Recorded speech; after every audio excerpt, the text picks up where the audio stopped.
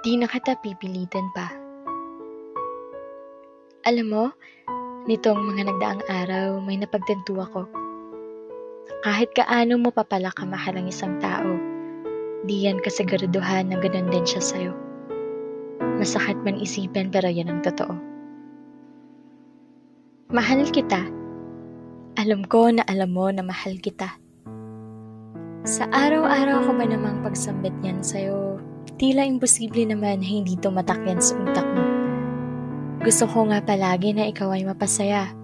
Kaya sinasabayan ko ang trip mo para ikaw ay mapatawa.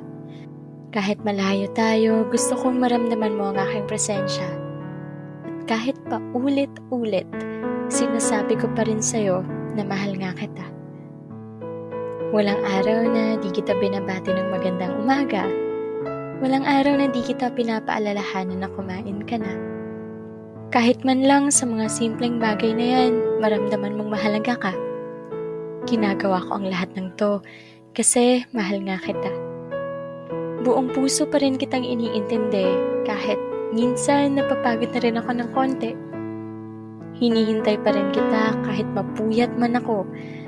Baka sakaling magparamdam ka man lang o ipaalam kung nasaan ka mang dako. Humahanap pa rin ako ng rason para ipaglaban ka.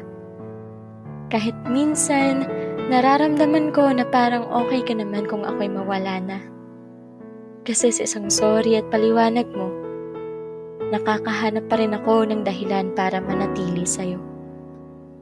Kahit alam ko na di mo man lang ako nabibigyan ng oras at importansya.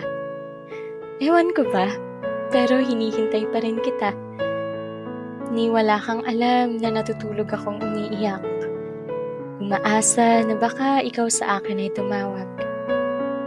Pero ayos lang, naiintindihan kita kasi mahal kita. Kahit magmukha man akong desperada at tanga. Pero ngayon, hindi na kita pipilitin pa. Maghihintay na lang ako sa araw na makikita mo rin yung tunay kong halaga. Hihintayin ko yung araw na ang bukang bibig mo at yung pinapakita ay magtugma. Di na kita pipilitin pa na bigyan mo ako ng oras. Hihintayin ko na lang na maisip mong mahalin ako ng wagas. Di na kita pipilitin na bigyan mo ako ng halaga.